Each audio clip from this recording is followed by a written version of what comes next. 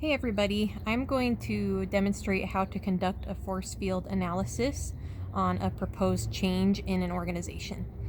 My other job besides teaching is that I work at Intermountain Healthcare as a crisis worker.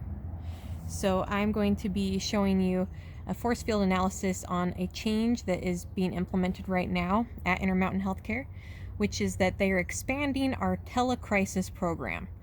Telecrisis is a program where we Skype into rural hospitals to provide crisis intervention services. So we're going to be looking at some of the driving and resisting forces to that and then charting it in a force field analysis. So some of the driving forces for this change are that it's going to be profitable for Intermountain Healthcare.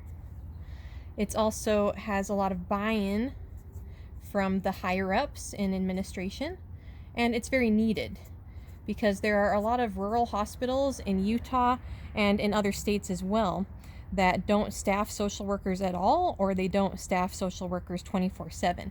So they need somebody to fill that coverage gap. There are also some resisting forces to this change. One resisting force is that we've had some staffing issues. There's been staff turnover and there have been gaps in the schedule. There is also some staff morale problems because of that. People that are working alone, not feeling that they have enough support of their coworkers. And because we're expanding to hospitals outside of Utah, there needs to be licensure for all of the crisis workers in these different states, and that is quite a barrier. It takes a lot of paperwork and there's a lot of hoops that need to be jumped through in order to get those licenses so we can perform crisis interventions in these other states. So now I'm going to chart this in a force field analysis. So I'm going to put down our driving and resisting forces. So I'll put our driving forces on the left-hand side, our resisting forces on the right-hand side.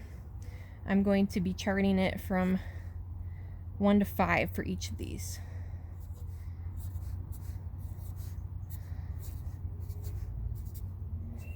Okay, so first I need to rate these. So for our driving forces, from 1 to 5, how much of a drive is that profit? I'm going to say a 5 because I feel like most organizations are highly driven by profit. I'm also going to say that having buy-in of those upper level administrators is probably a 5 because Intermountain is a pretty hierarchical, bureaucratic type organization, so it really does kind of come top down. And then as far as this service being needed, I'm going to say that's at about a 4 because it is extremely needed.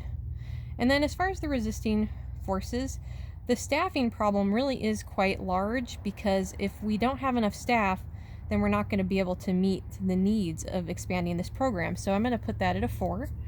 I think staff morale issues are a little bit lower, maybe at a 3. And then the needing to get licensure in the different states, probably a 3. It's a little bit of a challenge, but it can be met.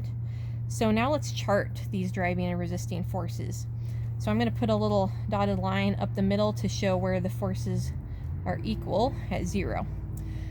So first of all, we have profit, a driving force is at a 5, and then staffing, a resisting force is at a 4.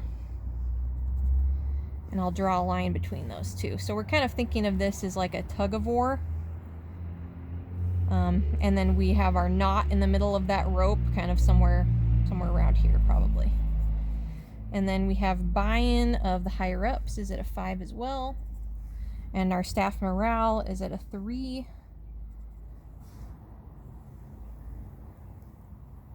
And our knot in the rope is probably about here for this one. And then for the driving force of this being a needed service, we have that at a 4. And then getting licensing for the staff at a 3. Oh, I didn't quite connect that. That's all right. So that one we'll probably have our knot in the rope right here. So that's what my chart looks like. What does this tell me? Well, for one thing, it tells me that this is probably going to be a viable change going forward because we have more driving forces, stronger driving forces, I should say, then we have resisting forces. This also points to me some areas that we might want to look at to influence. So we might want to try to increase that perceived need in order to drive this change effort forward. And we also might want to try to weaken some of these other issues, especially the staffing issue, because that's our biggest resisting force. So that tells me that we probably need to have a real push in hiring and trying to fill those gaps. So I hope that was helpful, and then I'm excited to see what you all do for your own force field analyses. Thanks.